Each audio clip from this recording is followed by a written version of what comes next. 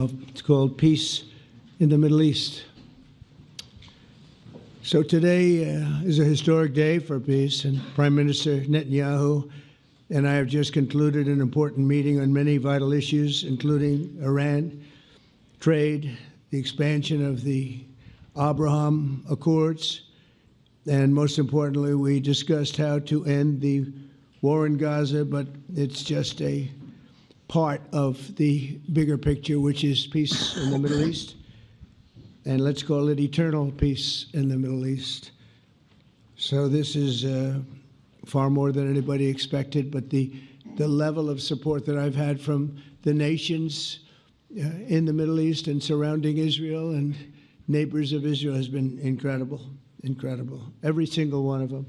This afternoon, after extensive consultation with our friends and partners throughout the region, I'm formally releasing our principles for peace, which people have really liked, I must say.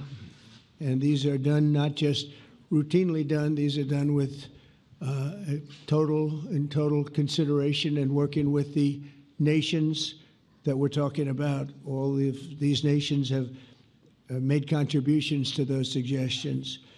I want to thank the leaders of many Arab and Muslim nations for their tremendous support in developing the proposal, along with many of our allies in Europe. Europe has been very much involved, and as I was called by many of the European leaders, most of them saying, is this true?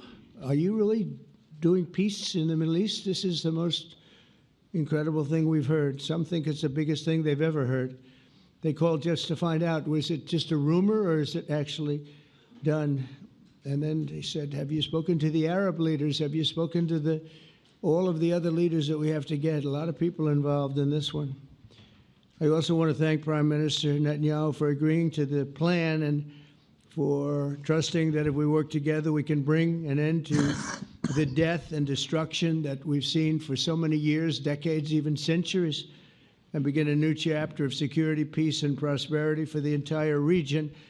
And I want to just say that my meetings and dialogue that we had with so many countries, Saudi Arabia as an example, the king is a phenomenal person. The Emir of Qatar, he's incredible people. UAE, and that's MBZ and ABZ. We're totally involved. These are the people that we've been dealing with and who've been actually very much involved in this negotiation, giving us ideas, things they can live with, things they can't live with. Pretty complex. I mean, after 2,000, 3,000 years, whatever it is, I guess it's got to be a little complex, or it would have been done a long time ago. The King of Jordan was with us, as you know, in the United Nations. The President of Turkey, President Erdogan, is a friend of mine, a strong man, but a good man. President of Indonesia, somebody who's an amazing leader, Prabowo. He is an amazing leader and respected by everybody. He was in the room with us. We were together with most of these people that I'm mentioning. Others were by phone or the next day. The Prime Minister and the Field Marshal of Pakistan, they were with us right from the beginning. Incredible. In fact, they just put out a statement that they fully believe in this pact. It just came out just as I was walking around. They said, sir, you have a big notice from the Prime Minister of Pakistan and from the Field Marshal that they back this 100%. President El-Sisi of Egypt, who's terrific. And these are people I've gotten to know over the years. I mean, I would say it started around 2015 and then went into 2016 when the presidency officially began. But I've known him actually for a long time, and there are many cases really great men. I can't say in all cases, but I will tell you in many cases they're great men and some great women too. They tend to be mostly men, however, I will say that. But if accepted by Hamas, this proposal calls for the release of all remaining hostages immediately, but in no case more than 72 hours.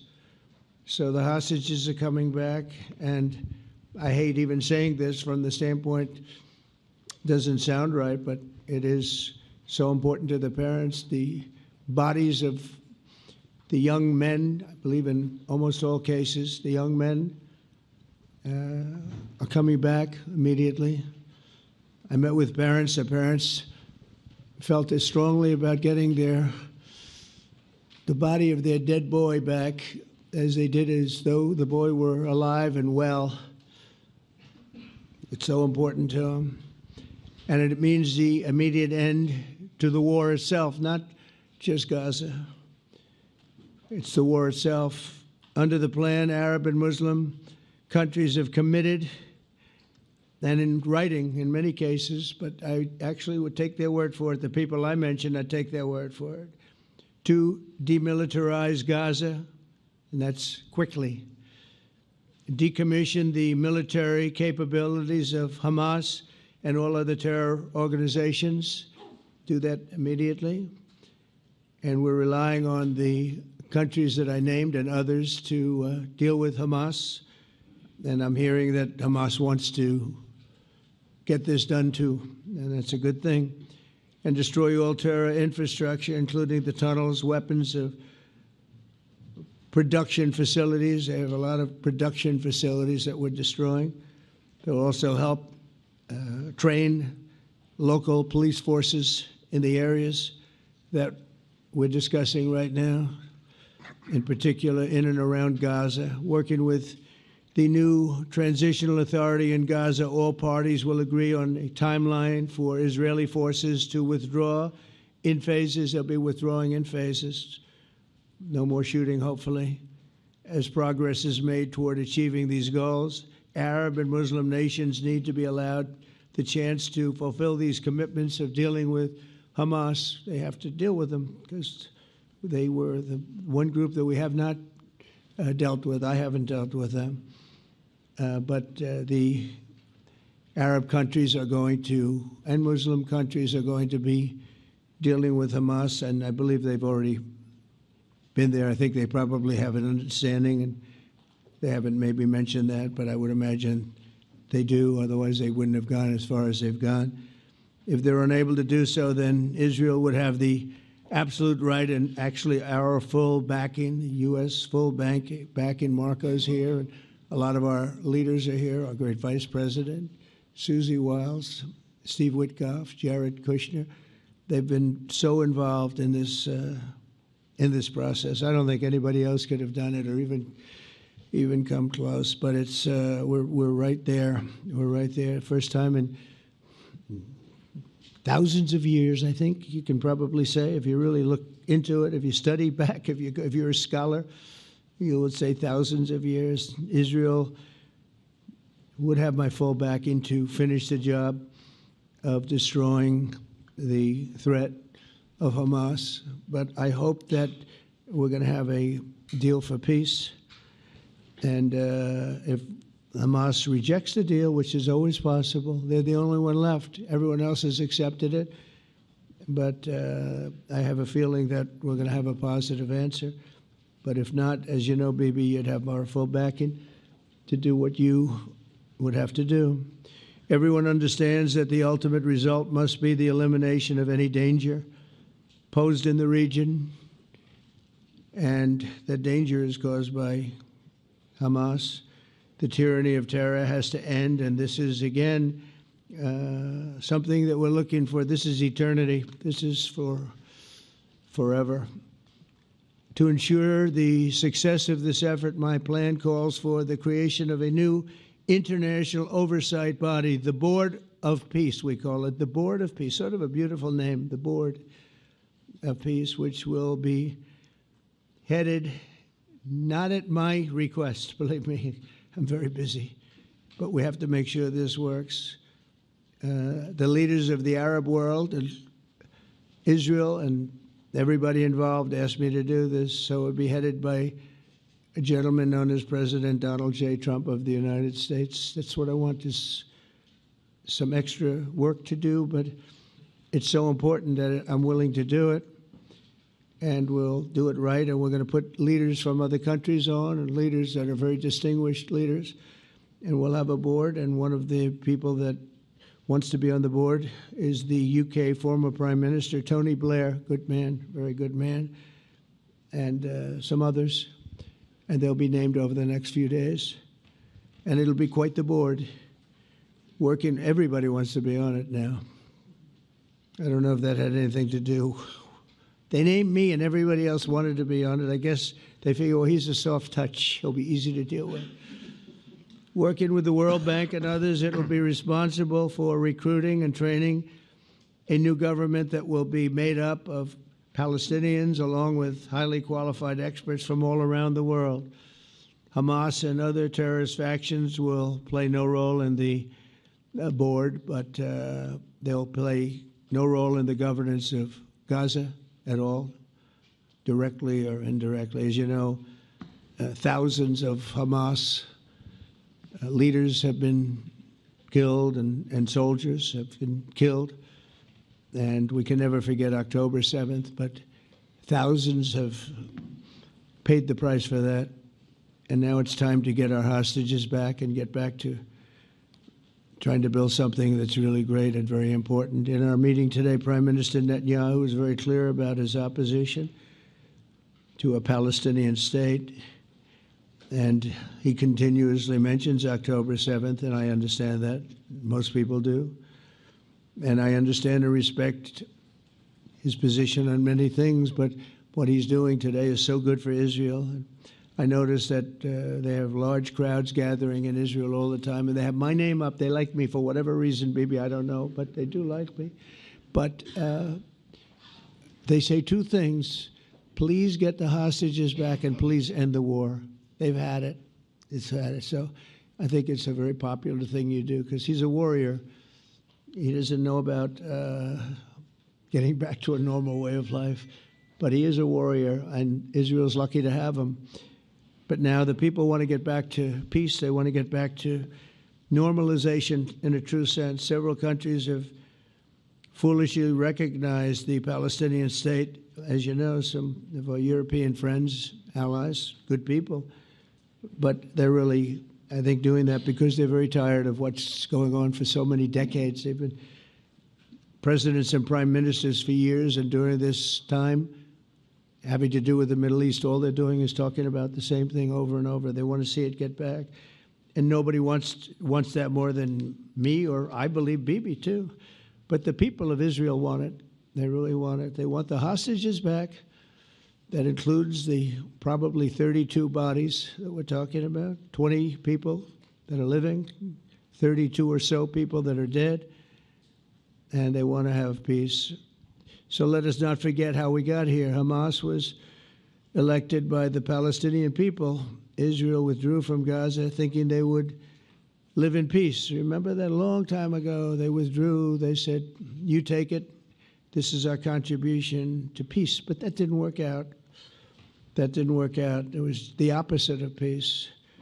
They pulled away. They let them have it. And I never forgot that because I said, that doesn't sound like a good deal to me. As a real estate person, I mean, they gave up the ocean, right? Ron, they gave up the ocean. They said, who would do this deal? And it still didn't work out. They were very generous, actually. And they gave up the most magnificent piece of land in many ways in the Middle East. And they said, all we want to do now is have peace. And that request was not honored. Instead of building a better life for the Palestinians, Hamas diverted resources to build over 400 miles of tunnels and terror infrastructure, rocket production facilities, and hid their military command posts and launch sites in hospitals, schools, and mosques. So if you went after them, you'd be after them, and you wouldn't even realize you ended up knocking out a hospital or school or a mosque. A terrible thing, terrible, terrible way to have to fight. No fight is good, but that's a real bad one. So there are many Palestinians who wish to live in peace. Many. I've seen so many of them. And they have support. And I challenge the Palestinians to take responsibility for their destiny, because that's what we're giving them. We're giving them responsibility for their destiny, fully condemn and prohibit terrorism and earn their way to a brighter future. They don't want the life that they've had. They've had a rough life with Hamas. If the Palestinian Authority does not complete the reforms that I laid out in my vision for peace in 2020, they'll have only themselves to blame. We're giving them an amazing footprint, and they have amazing support from the leaders of the Arab world and the Muslim world, the great leaders. These are great leaders. These are unbelievable leaders that have built great countries and very wealthy countries. What the future holds for the Palestinians, no one really knows, but the plan that we put forward today is focused on ending the war immediately, getting all of our hostages back, getting everything back. Hard to believe when you even say it, and creating conditions for durable Israeli security and Palestinian success. Israeli security is going to be involved. We're going to help you. We'll be there with you in terms of helping with security. We want to make sure it works. We just want to make sure it works. There shouldn't be a shot fired. Now, there will be, I guess, because that's the way it seems to be, but there shouldn't have to be within a few days. There shouldn't have to be a shot fired. And maybe for eternity. Wouldn't that be nice? I hope it's true. I can tell you the leadership of that region feels that there's a good chance of it being true. So this will lead to this agreement that we're talking about will lead to a sustainable long-term peace. No president in history has been a greater friend of the state of Israel than I have, in addition to negotiating the Abraham Accords. I like to say it that way because the real people, that's what they call Abraham. I would say Abraham, but it's so much nicer when you say Abraham. So much more elegant. But the Abraham Accords are amazing. Jared, you did that along with your group of geniuses, and nobody thought that could be done. We have 4 countries, and Sleepy Joe Biden didn't do a thing. He didn't even know what the hell they were. He should have had them fold up. But I think this will also lead to packing them. And who knows, maybe even Iran can get in there. I hope, we hope we're going to be able to get along with Iran. I think they're going to be open to it. I really believe that. But they could be a member. I long ago said, I'll bet you at some point Iran will be a member of the Accords. And little did I realize it was going to take this turn. That was some turn we did with the B-2s. But I think they might very well be there because it's a great thing for them economically. I recognize the eternal capital of Israel. I opened the American embassy in Jerusalem. That was something that everyone said would never be done, could never be done. Virtually every president for many, many years, for decades, would campaign on making Jerusalem the capital of Israel. They campaigned on it over and over. Is that right, Steve? Is that right? Everyone, and when they got to it, and I understand why now, because it was so, when I got to office, I campaigned on it too. I said, we're going to make it, and then I'd get calls from the leaders of various countries saying, please don't do it, please don't do it. It'll end the whole world, please don't do it. And finally, I just didn't say anything, and I did it. People were calling me before I did it because they heard I was going to do it, and leaders of countries were calling me, and I think it was on a Thursday that I did it, and they'd call me Monday, Tuesday, Wednesday, 3-4 times a day, and I said, tell them I'll call them back on Friday. And I announced it on Thursday, and I called them back, the biggest people in the world, and they said, you've done it. I said, done what? You've made the capital of Israel, Jerusalem, and we wanted to talk yet. I wish you called me a little sooner. Maybe I could have done something about it. So that was a lot easier than getting into an argument because I knew what they were calling about. And you know what? It turned out to be amazing. Everybody thought it was going to lead to the end of the world, right? The end of the world, Ron. That's what they said. It didn't lead to anything. It just led to something that I promised and something that was very, very popular for Jewish people and a lot of other people, too. I recognize Israeli sovereignty over the Golan Heights, and I cut taxpayer funding to the corrupt United Nations Relief and Works Agency. And United Nations was interesting because, as you know, a few days ago, they introduced me. Ladies and gentlemen, the President of the United States, I'm looking at my teleprompter, and the thing was dead, stone cold, dead. the things up here. I have a long, beautiful speech to make. I'm back 30 feet back, and I'm saying, they're introducing me. There's nothing on my teleprompter. So, but I made a speech. I actually got good marks. You think Biden could have done that? I don't think so. I don't think he could have done that. I don't think too many people could have done it. But actually, it was actually more of a speech from my heart, if you want to know the truth. I think it was maybe better in certain ways because it was from the heart. It has to be from the heart, otherwise you're in big trouble. But I cut taxpayer funding for that very corrupt United Nations Relief and Works Agency, and nobody thought that would be done, and withdrew from the horrible Iran nuclear deal that was imposed upon Israel by Barack Hussein Obama and Biden.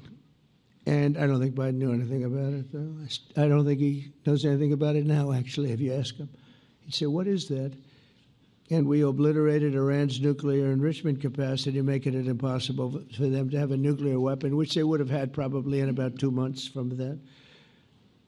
But I've never asked Israel to compromise its security, but we had big, strong talk. Nobody's been better to Israel. No president's been better to Israel than Donald Trump. But we had a long, strong talk, Bibi and I, and he understands it's time. It's time. History has shown, and the people of Israel want it. And the people of the Middle East want it. The people of enemies of Israel want it, but they don't have really too many enemies right now. And you know what? Many countries have gained great respect for Israel, for the way they fight, for the job they do, including me. I had respect anyway, but they gained respect. History has shown us that those who have relations with Israel have thrived, while those who have devoted resources and attention toward the destruction and even annihilation of Israel have languished. They haven't done well. Israel is not going anywhere. They're going to coexist with other people and countries in the region, from Syria to Lebanon to Saudi Arabia. The promise of a new Middle East is so clearly within our reach. This is the closest we've ever come to real peace, not fake peace, not political fool's peace.